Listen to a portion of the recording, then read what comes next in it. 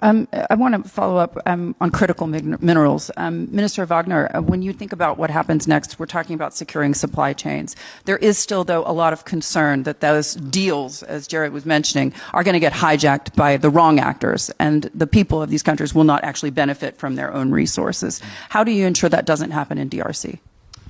I think that's a very valid question. When you look at a country like the Democratic Republic of the Congo, that is bestowed with a lot of critical minerals, without which many of the key transition discussions that we're having right now, but also sectors like the defense sector, cannot function.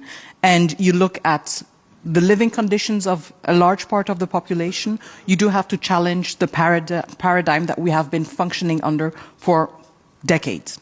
And this is where our current administration is shifting the paradigm towards having an approach that is not only based on the extraction of natural resources, which has been, if you want, the status quo for decades, but it is about occupying, as the Democratic Republic of the Congo, a greater space on the value chain.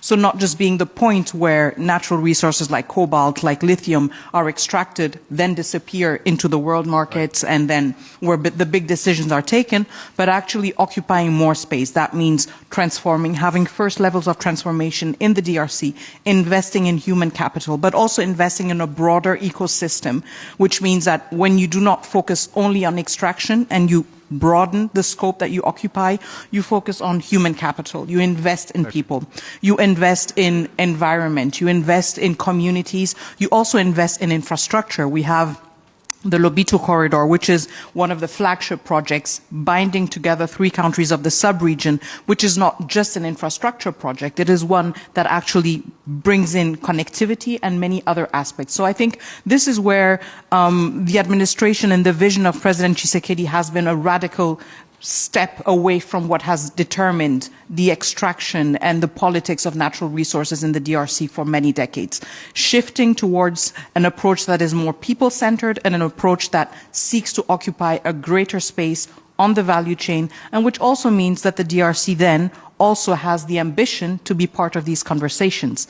Because when you're just the extraction point, you're no longer part of the conversation. And yet we realize that in a world that is increasingly connected, of course, but also characterized by interdependencies, we have to diversify, and part of diversification is precisely listening to more voices. And so our ambition is to be more present and therefore to have a voice that is better heard and that can echo some of the perspectives that are not necessarily always visible or audible. How quickly will the people at home reap those benefits?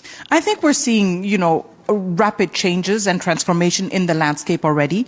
I think a lot of new actors are stepping in. We're very happy to be working very closely with the Trump administration. We have signed off in December a bilateral strategic partnership, which means that we will look forward to working much more closer with the Trump administration, with the U.S. administration on the extraction and adding value to natural resources, which means that we are moving away from a landscape that was dominated by a few stakeholders to one that is much more diversified.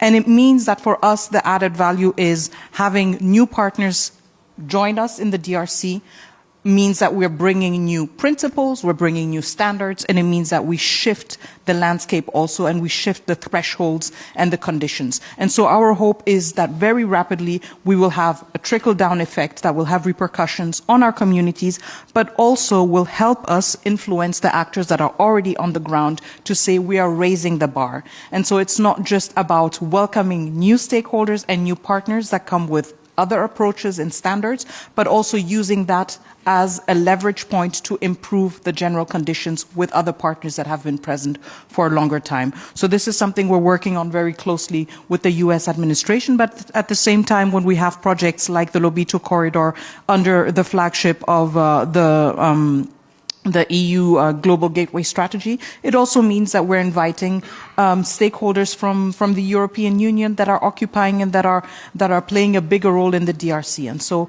we're very optimistic that working hand in hand in a constructive and a frank manner, which is not always easy, but still in a constructive and frank manner with more partners, will help us have dividends that materialize much more faster.